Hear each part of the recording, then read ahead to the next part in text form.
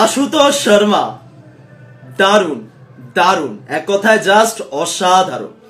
একটা হেরে যাওয়া ম্যাচ কোথা থেকে কোথায় নিয়ে গেলেন আশুতোষ শর্মা, শশাঙ্ক সিং এবং হরপ্রীত ব্রার, তিনজন আনক্যাপড ক্রিকেটার। পাঞ্জাব কিংস এখানে কোটি কোটি টাকা খরচা করে বড় বড় প্লেয়ারদের নিয়ে এসেছে, বড় বড় ইন্টারন্যাশনাল ক্রিকেটারদের নিয়ে এসেছে, যারা অ্যাকচুয়ালি কিছুই করে উঠতে পারছেন না। কিন্তু তিনজন আনক্যাপড ক্রিকেটার আজকে কোথা থেকে কোথায় নিয়ে গেলেন। এবং আশুতোষ শর্মা সেরা, জাস্ট সেরা। মানে কিভাবে প্রশংসা করবো এই প্লেয়ারটার। চারটে মাত্র ম্যাচ দেখলাম আমি তার চারটে ম্যাচ দেখলাম।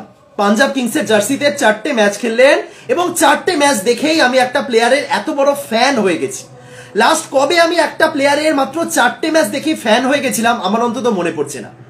আশুতোষ শর্মা যেভাবে ব্যাটিং করছেন, যেভাবে খেলছেন, যেভাবে ম্যাচ জেতাচ্ছেন, ম্যাচ জেতানোর চেষ্টা করছেন, যে লড়াই করছেন। আগের দিনই জস বাটলারের ইনিংসটা দেখার পর বলেছিলাম যে এটা আইপিএল ইতিহাসের অন্যতম শ্রেষ্ঠ একটা রান চেস, অন্যতম শ্রেষ্ঠ একটা ইনিংস। আজকে তো সেইটা বলা যাবে না, কারণ ম্যাচটা জিতে আসতে পারলেন না, কিন্তু যে লড়াইটা করলেন, বুমরাকে যে ছক্কাটা মারলেন, যেভাবে একেবারে হাসি খুশি ভাবে একদম ঠান্ডা মাথায় তার ইনিংসটা খেলে গেলেন, আশুতোষ শর্মা সেরা।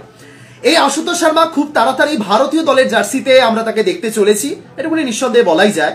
হ্যাঁ, এখনই টি-20 বিশ্বকাপে তাকে দেখা যাবে, এই আশাটা করবেন না, কিন্তু খুব তাড়াতাড়ি ভারতীয় দলে খেলবেন আশুতোষ। তার বয়সও খুব বেশি নয়, মাত্র 25 বছর বয়স। আশুতোষ এবং শশাঙ্ক, তাদের দুজনকে নিয়ে বেশি চর্চা হচ্ছে বটে, কিন্তু শশাঙ্কের বয়স হয়ে গেছে 32 বছর বয়স। এই মুহূর্তে যদি ভারতীয় দলে আসেনও বেশি দিন থাকবেন না, ম্যাক্সিমাম 5 বছর। কিন্তু আশুতোষের সাথে একটা লম্বা সময়, অন্তত পক্ষে 7-8 বছর একটা সময় পড়ে রয়েছে, এবং আশা রাখছি আশুতোষ শর্মা যেন সেই সুযোগটা যদি পান সেটা কাজে লাগাবেন। কিন্তু আজকে কি খেললেন। মুম্বাই ইন্ডিয়ান্স তো পাঞ্জাবকে হারিয়ে দিল, একটা দারুণ ম্যাচ দেখলাম। কিন্তু এই যে থ্রিলিং ম্যাচটা দেখলাম, এই যে কিচ্ছু থ্রিলার ছিল না, কিচ্ছু না। একটা সহজ ম্যাচ মুম্বাই জিততে চলেছিল। বুমরা এবং কোয়েজি যেভাবে শুরু করেছিলেন, ওই জায়গা থেকে মুম্বাই হারতো না, মুম্বাইয়ের হারার কোনো কথাই নেই। একটা সহজ ম্যাচ, পাঞ্জাব কিংস পুরো বাজে রকম ভাবে হারছে, এবং সেখান থেকে কোথায় চলে গেল ম্যাচটা। মানে কি, তাও 8 নম্বরে নেমে আশুতোষ শর্মা এই ইনিংসগুলো খেলে চলেছেন। 8 নম্বরে নেমে এই যে ইম্প্যাক্ট প্লেয়ার নিয়ে যে আলোচনাগুলো হচ্ছে না, অনেক জায়গাতে বলা হচ্ছে ইম্প্যাক্ট প্লেয়ার নষ্ট করছে ক্রিকেটকে। ইভেন রোহিত শর্মা এই নিয়ে কথা বলেছেন। আজকের এই ভিডিওতে আমি কিছু বলবো ইম্প্যাক্ট প্লেয়ারের নিয়মটা সম্পর্কে। সেই ইম্প্যাক্ট প্লেয়ার হিসেবে আশুতোষ, মানে তিনি ইম্প্যাক্ট প্লেয়ার নন, কিন্তু টিমে রয়েছেনই অ্যাকচুয়ালি 8 জন ব্যাটার একটা টিম খেলাতে পারবে, সেই হিসেবে তাকে এত নিচে নামানো হচ্ছে। অনেকেই বলছেন যে কেন ভাই একটু আগে পাঠানো হোক না। স্বাভাবিক, যে টিমে স্যাম কারান ওপেনিং করতে আসেন এবং আশুতোষের মতো একজন প্রপার ব্যাটার যিনি এত নিচে নামছেন, প্রশ্ন উঠতেই পারে যে কেন ভাই, কি করতে এত নিচে নামানো হচ্ছে তাকে। শশাঙ্ক এবং আশুতোষকে আরেকটু আগে নামানো হোক, 4 নম্বর 5 নম্বরে আরো বেটার খেলতে পারেন। কিন্তু 8 নম্বরে নেমেও যেভাবে খেলছেন, জাস্ট কয়েকটা মুহূর্ত আপনাকে একটা প্লেয়ারের প্রতি ভালোবাসা বাড়াতে বাধ্য করে, এটা আপনি এগ্রি করবেন। জাস্ট কয়েকটা মোমেন্ট, আপনি হয়তো ম্যাচে খুব বাজে বোলিং করলেন বা 0 রানে আউট করলেন, কিন্তু তার সত্ত্বেও এমন কিছু মোমেন্ট থাকে যেগুলোর জন্য আপনি তাকে ভালোবেসে ফেলতে পারেন, বা আপনি তার প্রতি একটা শ্রদ্ধা আরো বেশি করে চলে আসতে পারে। ঠিক সেরকমই ভালোবাসার জায়গাগুলো আশুতোষ রোজ তৈরি করে দিচ্ছেন।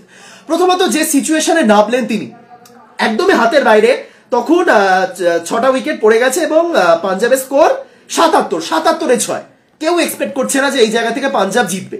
সে যতই আশুতোষ শশাঙ্ক এর আগে ভালো ইনিংস খেলে থাকুন না কেন, এই জায়গাতে দাঁড়িয়ে মুম্বাই ইন্ডিয়ান্সের যে বোলিং, হার্দিক পান্ডিয়া, জেরাল্ড কোয়েজিয়া এবং জাসপ্রীত বুমরা, এদের এগেইনস্টে পাঞ্জাব জিতবে না, এটা সবাই ধরে নিয়েছিলেন। কিন্তু প্রথমত আশুতোষ নামলেন একদম হাসতে হাসতে, একদম কুল। আশুতোষকে আপনি দেখবেন যখনই মাঠে দাঁড়ায় না, এটা খুব কুল একটা ব্যাপার, যেটা দেখে ভালো লাগে। অনেক ক্ষেত্রে এটাকে মনে হতে পারে যে দেখো অ্যাটিটিউড রয়েছে, এই সময় তো সিরিয়াস নয়।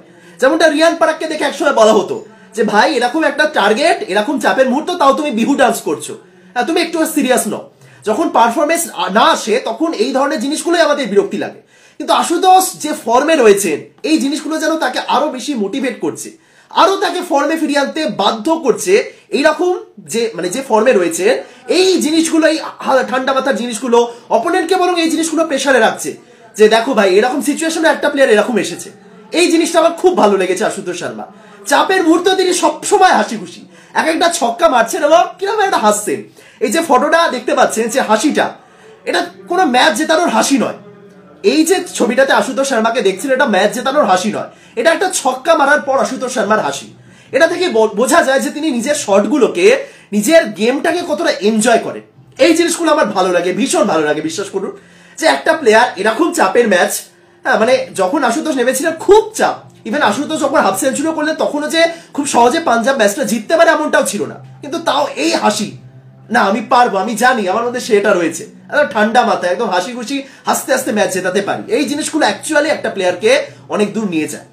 কিছু ক্ষেত্রে এটা অবশ্যই অ্যাটিটিউডের ব্যাপার চলে আসে, অনেকের এই জিনিসগুলো পছন্দ হবে না যদি আজ থেকে 1 মাস পর গিয়ে তিনি পরপর ম্যাচ হারান দলকে, কিন্তু এই মুহূর্তে দাঁড়িয়ে এগুলো যে কতটা ইম্পর্টেন্ট সেটা আশুতোষ কিন্তু দেখিয়ে দিয়েছেন এবং দেখিয়ে দিচ্ছেন। দ্বিতীয়ত, বুমরাকে যে 6টা মারলেন, জসপ্রীত বুমরার এগেনস্টে এরকম শট হাতে গোনা কয়েকজন মেরেছেন। ইংলিশ কমেন্ট্রি দেখছিলাম সেই সময়, আমি কমেন্টেটর পর্যন্ত বললেন যে তো টো ক্রাশার, পুরো একদম পায়ে উদ্দেশ্যে, পায়ে লক্ষ্য করে বলটা করেছিলেন। আপনি যদি ওই বলটা ফেস করেন, যারা বলটা দেখেছেন ভালোই বুঝতে পারবেন। এবার অনেকে বলতে পারেন বল তো ফুল টস এসেছিল, আপনি যদি নিজের জায়গাতে দাঁড়িয়ে থেকে ওই বলটা খেলার জন্য খেলতে, তাহলে আপনি ভালো মতনই জানেন যে বলটা ডিরেক্ট একদম ইয়র্কার লাইনে আসতো এবং যদি কোনোভাবে লাইন মিস হতো বোল্ড, ক্লিন বোল্ড। বুমরা একদম সেরকম ভিতরে ঢোকানো ইয়র্কার দিয়েছিলেন। তিনি এত সুন্দর কভার করলেন ওই বলটার জন্য, তিনি অফ স্টাম্পের বাইরে এলেন এবং সেখান থেকে ছক্কা। মানে আমি জাস্ট হাততালি দিয়ে উঠেছি, বিশ্বাস করুন। জসপ্রীত বুমরার মতন একজন বোলার যিনি এই ম্যাচে মারাত্মক বোলিং করেছেন, যে ইয়র্কারে উইকেটটা তুললেন তার প্রথম ওভারে, দেখেছেন তো কি বোলিং করেছিলেন বুমরা, দেখেছেন তো। এবং 3টে উইকেট তোলার পর জসপ্রীত বুমরাকে যে 6টা মারলেন আশুতোষ, যতই হোক না কেন নো বল, ফ্রি যতই হোক না কেন, আপনি বুমরার এগেনস্টে এরকম একটা শট মারছেন, সে কনফিডেন্সটা তো লাগবে। সেরা ওই একটা শট আমাকে মুগ্ধ করে দিয়েছে, মানে এই শটগুলোতে আপনি ফ্যান হতে বাধ্য একটা প্লেয়ার। কি শট ওটা, সেরা, মানে একদম বারবার হাইলাইটস দেখার মতো শট মেরেছেন আশুতোষ। ওফ, জসপ্রীত বুমরার এগেনস্টে আপনি তার একটা ইয়র্কার লাইনের ডেলিভারিকে আপনি ফুল টস বানিয়ে বলটা 6 মারছেন, এবং কি শট। বিপক্ষ দলের বোলাররা, মানে মুম্বাইয়ের অভিজ্ঞ বোলাররা, কিছুটা অভিজ্ঞ ঠিক নয়, জেরাল্ড কোয়েজিকে তার অভিজ্ঞ বলা যায় না, বাট স্টিল একটা ভুল বারবার করে গেছে, সেটা হলো তাকে লেগ স্টাম্প বরাবর বল দিয়েছে, তাকে লেগ স্টাম্পের বাইরে বল দিয়েছে, তাকে অফ স্টাম্পের বাইরে ওয়াইড লাইন বরাবর বল সেটা করেনি। এবং লেগ সাইডে এত স্ট্রং আশুতোষ লেগ সাইডে। আমি আগের দিনই পাঞ্জাব ম্যাচে বলেছিলাম যে শশাঙ্ক আশুতোষ দুজনেই একদম লেগে কানা প্লেয়ার এমনটা নন, তারা খুব ভালো অফ স্টাম্পের মানে শটগুলো মারতে পারে, কিন্তু লেগ সাইডে তিনি এতটাই স্ট্রং, বুঝতে পারছেন তো সূর্যের মতো কি শটটা তিনি মারলেন আজকে। আর ওই জায়গাতে কবজির জোরটা ইম্পর্টেন্ট, তোমার পাওয়ারের দরকার নেই, ওই জায়গাতে তুমি কবজির জোরে বল বার করে দিতে পারবে, এবং লেগ সাইডে খুব স্ট্রং। সুতরাং মুম্বাই একটা তো ভুল করেছে, বারবার তাকে লেগ সাইড বরাবর বল দিয়েছে, এবং কতটা পানিশ তিনি করতে পারেন তিনি দেখিয়ে দিয়েছেন। যাই হোক, অফ স্টাম্পের বাইরে দিলেও যে তিনি খুব বাজে খেলতে এমনটা নয়, সেটাও খুব ভালো পারে। কিন্তু একটা প্লেয়ার 25 বছর বয়সে যে লেভেলে নিয়ে গেছে, 4টে টি20, 4টে আইপিএল ম্যাচ খেলে যে লেভেলে নিয়ে গেছে, মারাত্মক ভাই। আশুতোষ এই ম্যাচটা যদি জিতে ফিরতেন তাহলে তো একদম প্রশংসার বন্যা বয়ে যেত, জেতাতে পারেননি, কিন্তু কোনোভাবে তার কৃতিত্ব একটুও কমছে না। এবার ওই জায়গাতে ম্যাচটা তিনি জিতাতেও পারতেন, বড় বড় প্লেয়ার এই জায়গাতে ম্যাচটা জিতে এসেছে। আর যদি রোহিত শর্মা বা বিরাট কোহলি বা সূর্যকুমার যাদবের মতন কোনো প্লেয়ারও এই জায়গাতে আউট হতেন, সবাই বলতেন আরে ভাই তোমার এত অভিজ্ঞতা, তুমি এই জায়গাতে আউট হয়ে আসছো, এটা আমি মানছি। কিন্তু আশুতোষ জাস্ট 4টে আইপিএল ম্যাচ খেলেছে, 20 লাখ টাকা পান।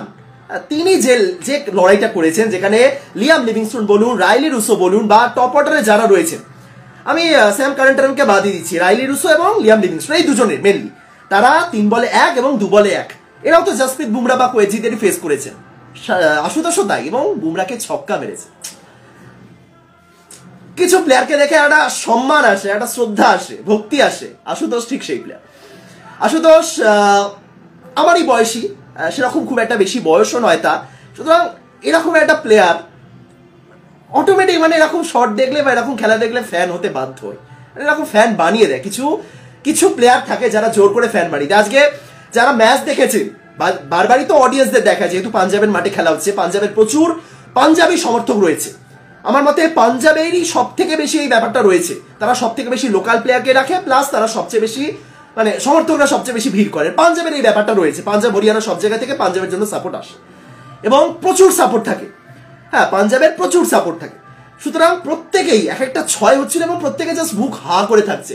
ইভেন প্রীতি জিন্টা যে বলে আশুতোষ আউট হলেন, তিনি জাস্ট মানে বুঝে গেছেন যে এখান থেকে ভাই ম্যাচ জিততে আর পারবো না। যতক্ষণ আশুতোষ ছিলেন চান্স ছিল, যাই হোক কিছু করার নেই, বাট সেরা খেলেছেন, বিশ্বাস করুন সেরা। একটা এত বড় বড় প্লেয়ারদের নিয়ে বানানো দল যেখানে top 3 run scorer, uncapped Ashutosh Sharma 61, uncapped Shashank Singh 41, uncapped Harpreet Brar 21, একদম 61, 41, 21, 20 কম।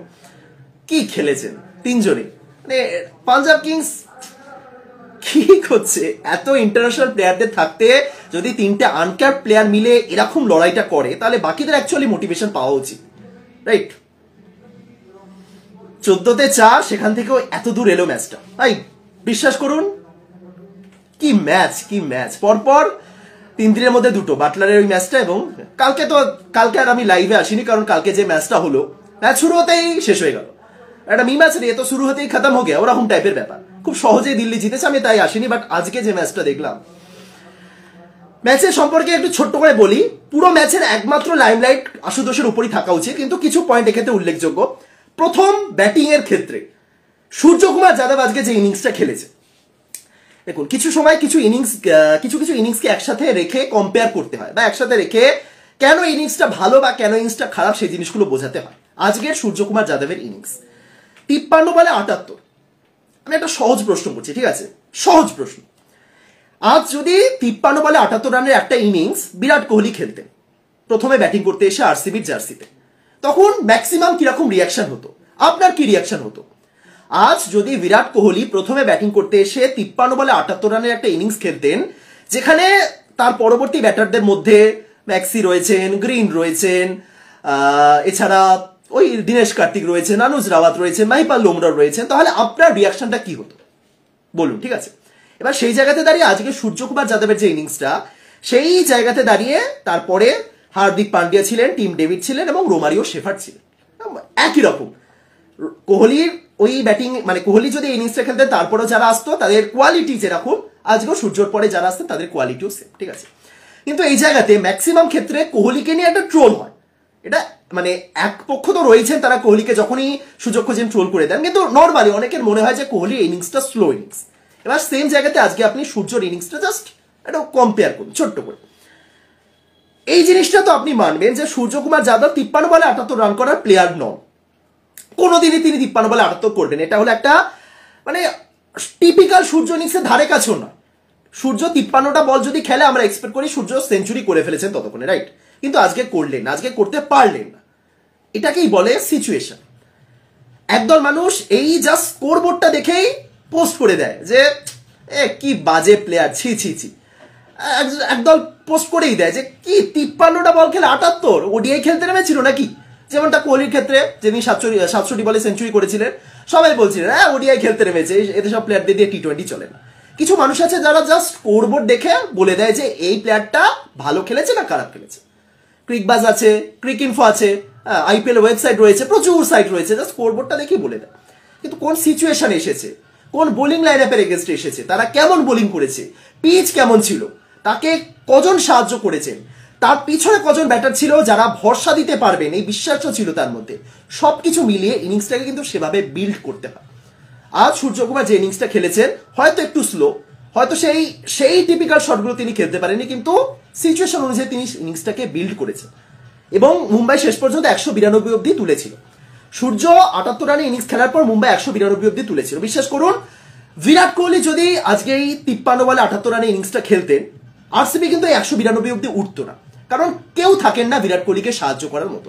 দু একটা ম্যাচে অবশ্যই ভালো হয়, যেমন দীনেশ কার্তিক আগের দিন যেটা খেললেন সেটা খুব কম, বা দীনেশ কার্তিক ভালো খেলছেন, বাকি সবাই মিলে যদি খেলে খুব রেয়ার মানে রেয়ার হবে এমনটা যদি 78 কোহলি করার পর দল 192 অব্দি ওঠে।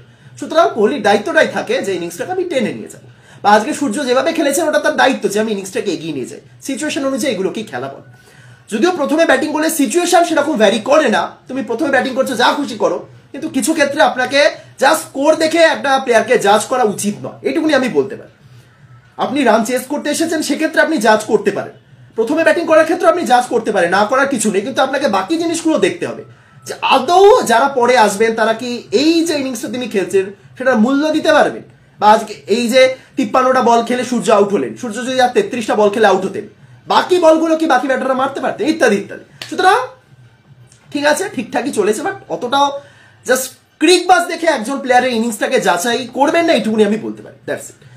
মুম্বাই ঠিক আছে, আর একটু বেটার হতে পারতো। তিলক ভার্মা ভালো খেলেছেন 192, আর একটু বেটার হতে পারতো, বাট ঠিক আছে, খুব খারাপ এমনটা নয়। বিশেষ করে পাঞ্জাব কিংসের মতন টিম, যারা অ্যাকচুয়ালি কি করে ভগবান জানে, মানে তাদের টপ অর্ডার এত বাজে, টপ অর্ডার পাঞ্জাব কিংসের এবারে কি করে হলো। শিখর ধাওয়ান, বেয়ারস্টো দুজনেই ফ্লপ ছিলেন, দুজনেই খেলছেন না। রাইলি রুসো এসে আজকে লিভিংস্টোন ফর্মে নেই, সিকান্দার রাজাও চলছেন না, পুরো বিদেশি টিমটাই, মানে বিদেশিরাই একদম ক্লিক করছে না। যাই হোক, ঠিক আছে, তবে পাঞ্জাব তো আরো কি বলবো, যাই হোক, আনক্যাপ প্লেয়ারদের উপর পাঞ্জাব একটু বেশি ভরসা রেখেছে। পাঞ্জাবের ভরসার জায়গা আনক্যাপ প্লেয়াররা, দেখেই বোঝা যাচ্ছে। আজকের টিমে কজন আনক্যাপ প্লেয়ার ছিলেন? প্রভ সিমরন, হরপ্রীত ভাটিয়া, শশাঙ্ক, আশুতোষ, হরপ্রীত ব্রার, 5টা আনক্যাপ ক্রিকেটার একটা টিমে। এবার 7টা বিদেশি খেলাতে হবে, এটা নিয়ম রয়েছে। তার মানে এই নয় যে তুমি সবাইকে আনক্যাপ খেলাবে। আনক্যাপদের উপর একটু বেশি তারা ভরসা রাখছে, এবং ম্যাক্সিমাম বলবো না, এদের মধ্যে অনেকেই পাঞ্জাবি রয়েছেন, অনেকেই রয়েছে। সুতরাং পাঞ্জাবের ক্ষেত্রে ব্যাপারটা রয়েছে, কিন্তু প্লেয়ারদের পারফর্ম করতে হবে। আনক্যাপ প্লেয়াররা কতদিন টানবে? রোজ রোজ আশুতোষের থেকে 28 বলে 61 বা শশাঙ্কের থেকে 25 বলে 41 এক্সপেক্ট করছেন। এই নিয়ে 3টে ম্যাচ হলো, আশুতোষ 4টে ম্যাচ খেলেছেন, তার মধ্যে 3টে ম্যাচ হলো যেদিন তিনি আর শশাঙ্ক মিলে আসলেই দারুণ খেলেছেন। 3টে ম্যাচ হয়ে গেল। শশাঙ্ক এবারের আইপিএলে তিনি 4 ইনিংসে এখনো পর্যন্ত করে ফেলেছেন, 4 ইনিংসে 150 রান ছাড়িয়ে গেছেন। ভাবুন তাহলে, একজন আনক্যাপ ক্রিকেটার, তিনি 4টে ইনিংস খেলেছেন, ব্যাটিং করতে আসার 8 নম্বরে তিনি প্রায় কত 150 না সামথিং মতন তিনি করেছেন। যাই হোক, এবং তার স্ট্রাইক রেট 200 ছাড়িয়ে গেছে, তার অ্যাভারেজ যথেষ্ট ভালো, 50-এর কাছাকাছি। সুতরাং বুঝতে পারছেন, সব মিলিয়ে 50 না, তার চেয়ে মনে বেশি। যাই হোক, এত আনক্যাপ প্লেয়ারের উপর ভরসা করতে নেই, তাহলে সেই টিমটার স্ট্রেংথ একটু দুর্বল, এমনটাই ভাবা যায়।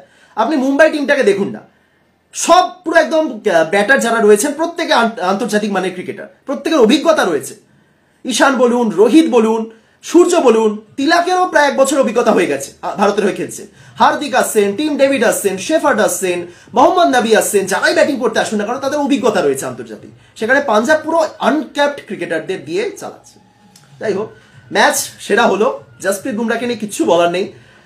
একমাত্র একটা স্বস্তির ব্যাপার, আমি অ্যাকচুয়ালি চিন্তায় রয়েছি যে টি20 বিশ্বকাপে ভারতের বোলিংটা কি হবে। আমি অ্যাকচুয়ালি চিন্তায় আছি। আর 15 দিন পরই হয়তো ভারতের স্কোয়াড ঘোষণা করে দেওয়া হবে। ইতিমধ্যে অনেক আলোচনা হয়েছে, ইতিমধ্যে তো বিভিন্ন জায়গায় সূত্র মারফত ভারতের প্রবাবল 20 জনের নামও শোনা যাচ্ছে, 15 জন প্লেয়ার এবং 5 জন ব্যাকআপ, যেখানে 4 জন পেসার হিসেবে রয়েছেন বুমরা, মোহাম্মদ সিরাজ, অর্শদীপ সিং এবং তার সাথে আবেশ খান। প্রবাবল 4 জন পেসার, তার সাথে হার্দিক তো রয়েছেন, দুবেকেও আমি ধরলাম। কিন্তু এদের মধ্যে একমাত্র ভরসার নাম জসপ্রীত বুমরা, বিশ্বাস করুন। আর কারোর উপর আমি অ্যাকচুয়ালি ভরসা করতে পারছি না যে এরা কি করবে। আবেশ খান আইপিএলে ভালো খেলছেন বটে, কিন্তু আবেশ খান এমন একটা নাম যাকে দেখলেই আরে ভাই আবেশ খান ভারতীয় দলে রয়েছে, এত খারাপ দিন পড়লো ভারতের, এরকম রিভিউ কিন্তু পাবেন আপনি। আবেশ খান একটা টিমে রয়েছে, এই জিনিসটা যদি আপনি কাউকে বলেন, লোকে এরকম রিভিউ দেবে। সুতরাং মুশকিলের ব্যাপার। সুতরাং একমাত্র আমি বুমরার উপর সেই ভরসাটা দেখাতে পারছি বা করতে পারছি। অর্শদীপ সিং আজকে 3 ওভারে দিয়েছেন 35 রান। অর্শদীপও ভালো, বাট সিরাজেরও সেম, মানে 2 জন পেসার তো ভারত খেলাবি, তাই না? বুমরা যদি খেলেন, তার সাথে দ্বিতীয় পেসার অর্শদীপ নাকি সিরাজ নাকি আবেশ নাকি মুকেশ, এটা আসলেই আমি চিন্তায় রয়েছি। কি মনে হচ্ছে কোন 4 জন পেসার থাকবেন? 4 জন পেসার সম্ভব নয়, 3 জন পেসারকে ম্যাক্সিমাম তারা নেবে, 4 জনও নিতে পারে, হ্যাঁ 3 জন একটু না, 4 জনকে তারা নেবে মেবি, জানি না আমি, বাট আসলেই চিন্তার ব্যাপার এটা হচ্ছে। যাই হোক, ম্যাচ ভালোই হলো। ইভেন হর্ষল প্যাটেল আজকে 3টে উইকেট তুলে নিয়ে গেলেন, দেখা যাক কি হয় শেষ পর্যন্ত, কাদেরকে নেওয়া হয়। বাট ঠিক আছে, ভালো ম্যাচ হয়েছে, খুব একটা একপেশে ম্যাচ হচ্ছিল, কিন্তু একদম লাস্ট মোমেন্টে একটা থ্রিলিং ব্যাপার চলে এসেছে। এবার আসি বিগত 2 দিন ধরে আইপিএল এর দুটো খুব চর্চিত বিষয় নিয়ে। আইপিএল এর মাঝে মাঝে এমন কিছু জিনিস চলে আসে, এগুলো নিয়ে আরো বেশি অনেক কিছু বলার রয়েছে, আমি বলবো আরো বিস্তারিত, ছোট্ট করে একটু বলে রাখি। প্রথমটা হলো ইম্প্যাক্ট প্লেয়ার, যেটা রোহিত শর্মা ইতিমধ্যে এটা বলে ফেলেছেনই বলবো, বলা উচিত হয়েছে বলে আমি অন্তত মনে করি না। হ্যাঁ, এবার তিনি একটা দেশের ক্যাপ্টেন হিসেবে বলতেই পারেন, কিন্তু যাই হোক, না বললে হতো, বাট ঠিক আছে বলেছেন যখন আলোচনা করতেই হয়। তিনি বলেছেন অ্যাকচুয়ালি যে ইম্প্যাক্ট প্লেয়ারের নিয়মটা অতটা তার পছন্দ নয়, এবং এই কারণে, এই ইম্প্যাক্ট প্লেয়ার নিয়মটার কারণেই শিবম দুবে বা ওয়াশিংটন সুন্দরের মতন বোলার আইপিএল এর মঞ্চে বোলিং করছেন না, যেটা কিন্তু ভারতের জন্য খুব একটা ভালো দিক নয়। এটা খুব ইম্পর্টেন্ট একটা টপিক। এবং দ্বিতীয় টপিকটা তো সেই গত বছর থেকেই চলে আসছে, বাংলাদেশের প্লেয়াররা যখনই আইপিএলে খেলতে আসেন বাংলাদেশের বোর্ড ঘুরে ফিরে তাদেরকে একদম যত তাড়াতাড়ি পারা যায় দেশে ফিরিয়ে নেওয়ার চেষ্টা করে, এবং এই কারণে তাদেরকে আবারও পরবর্তী মরশুমের জন্য নেওয়া হবে না হবে না সেই নিয়ে ফ্র্যাঞ্চাইজিগুলো চিন্তায় পড়ে যায়। এবার একটু এক্সট্রিম লেভেলে পৌঁছাচ্ছে। গতবারেরটা তাও ঠিক ছিল, সাকিব আল হাসান যে নামটা তুলে নিয়েছিলেন না, লোকে গতবারের ঘটনাটা হয়তো কিছুটা মনে রেখেছেন কিছুটা ভুলে গেছেন, কিন্তু সাকিব আল হাসান খুব খুব একদম মোক্ষম সময় নিজের নামটা তুলে নিয়েছিলেন এবং বিতর্কটা দীর্ঘস্থায়ী হয়নি। নয়তো সাকিব যেভাবে নামটা তুলে নিয়েছিলেন একটা টিম কেনার পরও সাকিবের খেলার ইচ্ছে থাকা সত্ত্বেও, এটা খুব অড ছিল সাকিবের দিক থেকে না, বাংলাদেশ বোর্ড যে কাজটা করেছিল সেই দিক থেকে। এবার একটু ব্যাপারটা এক্সট্রিম লেভেলে যাচ্ছে, কারণ এত বাজে একটা মন্তব্য করেছেন, বাজে বলবো না, বোকা বোকা। আমরা সবাই বিভিন্ন সময় বোকা বোকা মন্তব্য করি, আমিও এরকম হাজারবার বলেছি লাইভে এসে, কিন্তু একজন ক্রিকেটের কর্মকর্তা হয়ে আপনারা তো জানেন কে বলেছেন কি বলেছেন। বলা হয়েছে যে হার্দিক পান্ডিয়ার আইপিএল থেকে কিছু শেখার নেই এবং হয়তো তার থেকেই আইপিএল এর প্লেয়াররা শিখতে পারে এবং তাকে আমরা চোট মুক্ত রাখতে চাই এবং বিশ্বকাপের জন্য তৈরি করতে চাই। জিম্বাবুয়ে সিরিজটাই আসল উদ্দেশ্য নয় এবং একটা ম্যাচের জন্য এক্সটেনশন দেওয়া হয়েছে। এবং তার মাঝে আমি শুনছিলাম যে শরীফুল ইসলামকেও নাকি বাংলাদেশ ক্রিকেট বোর্ড মানে আইপিএল এর লখনৌ সুপার জায়ান্টস থেকে ডাকা হয়েছিল, মানে একটা তারা নিতে পারতো, কিন্তু যেহেতু পুরো এনওসি তারা পাবে না সেই কারণে আর কথা বাড়ানো হয়নি। ঠিক আছে, এই দুটো নিয়ে একটু ছোট্ট করে বলি। প্রথমে আসি ইম্প্যাক্ট প্লেয়ারের ব্যাপারটাতে, তারপর এইটাতে আসবো। দেখুন, আমাকে যদি জিজ্ঞাসা করা হয় যে ইম্প্যাক্ট প্লেয়ারের নিয়মটাতে আমি খুশি নাকি খুশি নই, এর কোনো নির্দিষ্ট উত্তর হয় না, বিশ্বাস করুন। আপনি হ্যাঁ নাতে উত্তর দিতে পারেন, আপনার ইম্প্যাক্ট প্লেয়ারের রুলসটা নয় ভালো লেগেছে নয়তো ভালো লাগেনি, আপনি হ্যাঁ নাতে পরিষ্কার উত্তর দিয়ে দিতে পারেন। কিন্তু এর অনেক রকম মানে এই একটা রুলসই না অনেক কিছু বদলে দিতে পারে, একটা টিমের ক্ষেত্রে বলুন একটা প্লেয়ারের কেরিয়ারে অনেক কিছু বদলে দিতে পারে। ইম্প্যাক্ট প্লেয়ার রুলসটা আশা করি জানেন, সেটা বলতে হবে না। মানে একটা টিম যদি 8 জন ব্যাটারকে খেলায় তাদের কাছে সুযোগ থাকবে বোলিং করার সময় একজনকে বসিয়ে আর একজন বোলারকে নামানো, ঠিক আছে। এবার মেন সমস্যাটা হচ্ছে এতে অলরাউন্ডার আসছেন না, এতে অলরাউন্ডার বিশ্বমানের অলরাউন্ডার তৈরি হচ্ছে না বিগত 2 মৌসুম ধরে। ভারতের তো এমনি প্রবলেম ভাই, হার্দিক পান্ডিয়া ছাড়া আর কোনো পেসার অলরাউন্ডার নেই, তার মধ্যে ইম্প্যাক্ট প্লেয়ারের রুল এসে আরোই কিছু হচ্ছে না, এটা নিয়ে সবার সমস্যা। ইভেন রোহিত একজন ভারতীয় দলের ক্যাপ্টেন হিসেবে মন্তব্যটা করেছেন, এমন নয় যে তিনি তার দলের ইম্প্যাক্ট প্লেয়ারের রুলসটা নিয়ে খুশি নন, সেরকম নয়, তিনি একজন ভারতীয় দলের ক্যাপ্টেন হিসেবে মন্তব্যটা করেছেন। এবার আমি ছোট্ট 2-3টে এক্সাম্পল দিচ্ছি।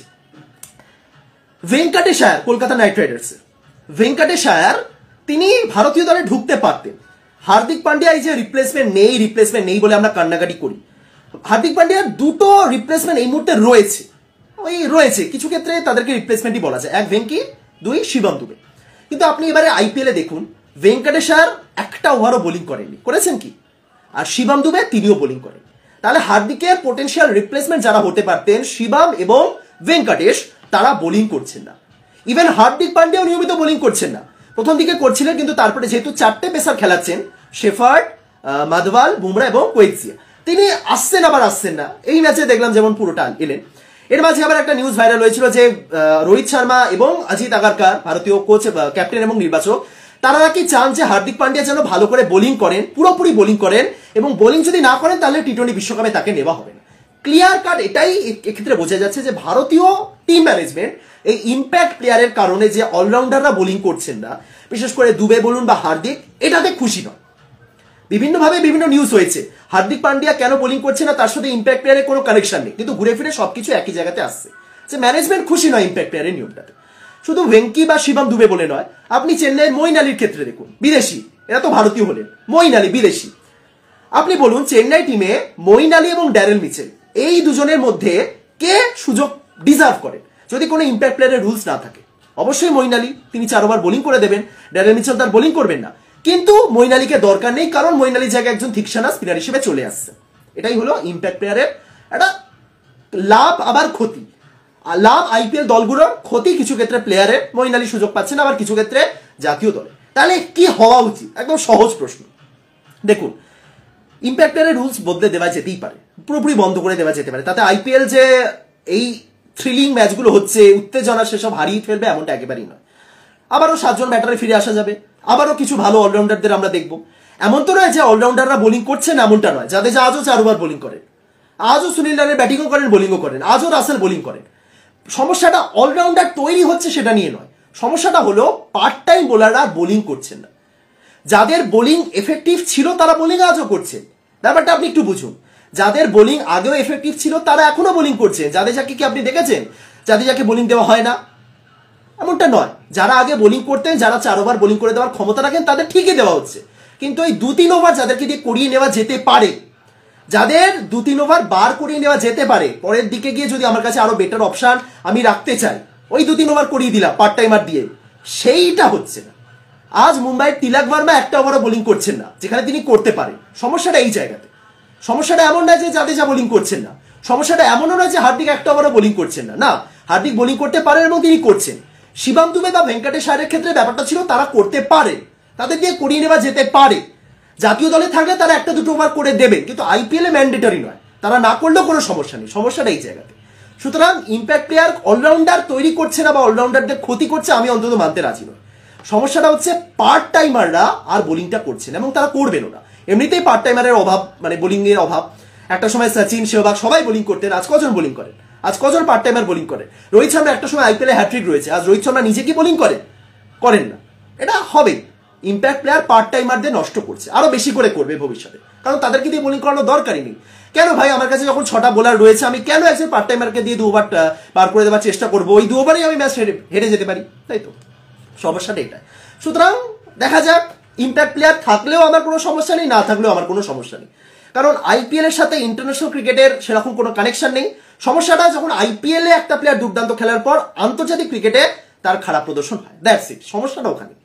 বা আইপিএল এ একজন ব্যাটারের পারফরমেন্সের ভিত্তিতে শিবম দুবে এই যে ভালো পারফর্ম করছেন, দারুণ ব্যাটিং করছেন, সে ভিত্তিতে তাকে ভারতীয় দলে নেওয়া হবে। এবার শিবম দুবে যেহেতু একটু বোলিংটাও করতে পারেন, তাকে বোলিংও দেওয়া হবে। তখন যদি তিনি বল হাতে রান খেয়ে যান, সমস্যাটা তখন হবে। সুতরাং এটাই বলতে পারি যে ইম্প্যাক্ট প্লেয়ার আছে ভালো, না থাকলেও কোনো সমস্যা নেই, কিন্তু পার্ট টাইমাররা অ্যাকচুয়াল ইম্প্যাক্ট প্লেয়ারের জন্য বোলিংটা আর করতে চাইছে না, সিম্পল। এটা নিয়ে পরে আরো আলোচনা করবো, কারণ এটা আগামী কয়েকদিন একটু হট টপিক হতে চলেছে। এবং দ্বিতীয় যেটা বললাম সেটা হলো বাংলাদেশের এই এনওসি সমস্যা বা ঝামেলা, যাই বলুন। এটা দেখুন, আমি কোনোদিনও বলিনি যে আইপিএল এর কোনো দেশের আগে আইপিএল হোক, আমি কোনোদিনও বলিনি।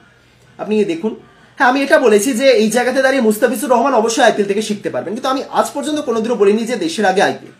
যে কেন ভাই, তুমি দেশের হয়তো অনেক ম্যাচ খেলেছো, আর কতগুলো ম্যাচ খেলবে, একটু আইপিএল খেলে যাও, এমনটা কোনোদিনও হওয়া উচিত নয়, কোনোদিনও হওয়া উচিত নয়। পয়েন্টটা এটা, আপনি যদি দেশ এবং আইপিএল এর মধ্যে একটা জিনিসকে চুজ করতে চান, তাহলে অবশ্যই দেশকে করুন, কেউ বারণ করেন। কিন্তু আপনি দেশকে চুজ করছেন, কিন্তু একই সময় আপনার অথরিটি থেকে, আপনার সিলেকশন প্যানেল থেকে, আপনার টিম ম্যানেজমেন্ট থেকে এমন কিছু মন্তব্য করা হচ্ছে যেটার সাথে দেশ এবং আইপিএল এর কোনো সম্পর্কই নেই। এই যে কথা বলেছেন না, এটা খুব খুব বোকার মতন একটা কথা, যে মুস্তাফিজুর রহমানের আইপিএল থেকে আর কিছু শেখার নেই, কিছু শেখার নেই, সবকিছু শিখে গেছেন, একদম শেখার ঊর্ধ্বে পৌঁছে গেছেন মুস্তাফিজুর রহমান। একটা কথা লাইন ছিল না, জানার কোনো শেষ নাই, জানার ইচ্ছা বৃথা তাই। সেম জিনিস, জানার কোনো শেষ নাই। এখানে তো শেখা হয়ে গেছে, শেখার কোনো শেষ নাই, সেই জিনিসটাই যেন আর নেই, সব শিখে ফেলেছেন, একদম আলটিমেট। বাংলায় যে সব জানতা শব্দটা রয়েছে না, সেই অবধি যেন পৌঁছে গেছেন তিনি। মুস্তাফিজুর রহমান আজ পর্যন্ত কি এমন কিছু বলেছেন, বা মুস্তাফিজুর রহমান বলেছেন যে না আমার খেলতে ভালো লাগছে না, একটু বেশি বলছে, আমাকে এত কিছু পরামর্শ দেওয়ার দরকার নেই, বা কোনোদিনও দেখে মনে হয়েছে? বা আইপিএল এর মঞ্চে এসে কি দেখে মনে হয়েছে যে না এর দ্বারা পারফরমেন্স হচ্ছে না? 2 দিন আগে পর্যন্ত তিনি পার্পল ক্যাপ হোল্ডার ছিলেন, আইপিএল এ ভালো বোলিং করছিলেন, উইকেট তুলছিলেন। মানে সেই প্লেয়ারটা যখন আইপিএল এর মঞ্চে ভালো বোলিং করছেন, তখন তাকে নিয়ে নেওয়া হচ্ছে, ঠিক আছে আমি তাও মানছি, জাতীয় দলে খেলার জন্য নিয়ে নেওয়া হচ্ছে, ইভেন জিম্বাবুয়ের সঙ্গে নিয়ে নেওয়া হচ্ছে, আমি সবকিছু মানলাম। কিন্তু তার মানে এই যে তোমার আইপিএল থেকে কিছু শেখার নেই? জস বাটলার বিশ্ব চ্যাম্পিয়ন প্লেয়ার, টি20 বিশ্বকাপ জয়ী অধিনায়ক, তিনি 2 দিন আগে বললেন যে কোহলি এবং মহেন্দ্র সিং ধোনি এদেরকে দেখে আমি আরো ইন্সপায়ার্ড হই, এদের মানে এরা যেন রোল মডেল, এদের থেকে অনেক কিছু শেখার রয়েছে। অথচ মুস্তাফিজুর রহমানের তার আইপিএল থেকে আর কিছু শেখার নেই, এবং এমন একজন মন্তব্য করছে যিনি জাস্ট আর্গুমেন্ট জিততে চাইছে। যিনি বলেছেন তিনি তো আর মুস্তাফিজুর রহমানের পরিবারের কেউ হন না। মুস্তাফিজুর রহমানের তিনি কি পরিবারের কেউ? তিনি কি তার বাবা, দাদা, যে তার এত দায় পড়েছে? তিনি জাস্ট আর্গুমেন্ট জিততে চাইছেন। সাংবাদিকরা প্রশ্ন করছেন যে কেন মুস্তাফিজুরকে নেওয়া হলো, তার উত্তরে তিনি আর্গুমেন্ট জিততে চাইছেন, এবং আর্গুমেন্ট জেতার জন্য যে লজিকটা দিলেন, তার চেয়ে বাজে লজিক আর জীবনে কিছু হতে পারে না। তিনি বলতেন যে না আমরা জাতীয় দলের হয়ে খেলাবো, তিনি বলতেন যে আমরা আইপিএল পছন্দ করছি না, সব মেনে নেওয়া যেত। তিনি বললেন যে তার আর কিছু শেখার নেই। বাংলাদেশের প্লেয়াররা শরীফুল ইসলাম, যাকে মেবি নেওয়া হতো যদি এনওসি দেওয়া হতো পুরো সিজনের জন্য, এমনি তো চেন্নাই তাকে দলে নিয়েছিল, এটা জানতো চেন্নাই, ঠিকই জানতো যে মুস্তাফিজুর চলে যাবে, তাও চেন্নাই একটা রিকোয়েস্ট করেছিল এবং রিকোয়েস্টটাকে খুব মন্দ করেনি। মুস্তাফিজুর পারফর্ম করছিল বলেই চেন্নাই রিকোয়েস্ট করেছিল। আর যদি মুস্তাফিজুর রহমান 5 ম্যাচে যদি 0 উইকেট পেতেন, যদি প্রত্যেক দিন 10-এর উপর ইকোনমি রেট নিয়ে বোলিং করতেন, চেন্নাইও মেবি রিকোয়েস্ট করতো না। সুতরাং চেন্নাই সেই জায়গাতে দাঁড়িয়ে রিকোয়েস্ট করেছিল যেখানে ঠিক আছে তারা মুস্তাফিজুরকে ইউটিলাইজ করতে পারছে। ইভেন মুস্তাফিজুরও কিছু তো শিখছেন ভাই, কিছু শিখছেন, নয়তো প্লেয়াররা কেন খেলে? সবকিছু শেখার ঊর্ধ্বে চলে যাওয়ার পর সে কেন খেলে? তার বাইরে দাঁড়িয়ে থেকে ইনস্ট্রাকশন দেবে? তাহলে কোচ হয়ে যাক। কেউ যদি আর কারোর শেখারই কিছু না থাকে তাহলে খেলে কি হবে? কোচ হয়ে যাক, যা শিখেছে সব দান করবে, সবাইকে ছড়িয়ে দেবে ভক্তদের মধ্যে। চেন্নাই খুব সহজ একটা অ্যাপিল করেছিল যে ঠিক আছে এবার খেলতে দাও। তারা একটা ম্যাচের এক্সটেনশন করলো, খুব ভালো, আমি তাও সবকিছু মেনে নিতাম। আমি আজ পর্যন্ত কোনোদিনও বলিনি যে মুস্তাফিজুর রহমানকে কেন চেন্নাই মানে কেন বাংলাদেশ ছাড়ছে না। আমি জাস্ট বলেছি না, ছাড়তে পারে, জিম্বাবুয়ে সিরিজ যখন রয়েছে ছাড়তে পারে। হ্যাঁ, পাকিস্তান অস্ট্রেলিয়ার মধ্যে আজকেই তো ছিল, ম্যাচ কি হলো? বৃষ্টির জন্যই তো পুরো ছিল। আচ্ছা, সবে শুরু হয়েছে, 2 বল হয়েছে, তাহলে নিউজিল্যান্ড না 2 বল, আচ্ছা ম্যাচ বাতিল, no result due to rain. যাই হোক, তো পাকিস্তান নিউজিল্যান্ডের মধ্যে তো চলছে, নিউজিল্যান্ডের সব প্লেয়ার ভারতে পড়ে রয়েছে। হ্যাঁ, পাকিস্তান তো তাও নিউজিল্যান্ডের সাথে খেলছে, তাই তো? দল বন্ধ থাকে না, দল থেমেও থাকে না। এবার দল চাইলে তার প্লেয়ারকে নিয়ে নিতেই পারে। মুস্তাফিজুর রহমান দেশের হয়ে খেলার জন্য একদম দায়বদ্ধ, অবশ্যই খেলতেই হবে তাকে। তিনি একটা দেশকে রিপ্রেজেন্ট করছেন, তিনি কেন দেশের অন্য জায়গায় খেলবেন? এবং যখন দেশ তাকে চলে আসতেও বলবে, তিনি তার কোনো অধিকার নেই বোর্ডকে বলা যে না আমি দেশের হয়ে খেলবো না, আমি আইপিএল খেলবো, তিনি পারেন না।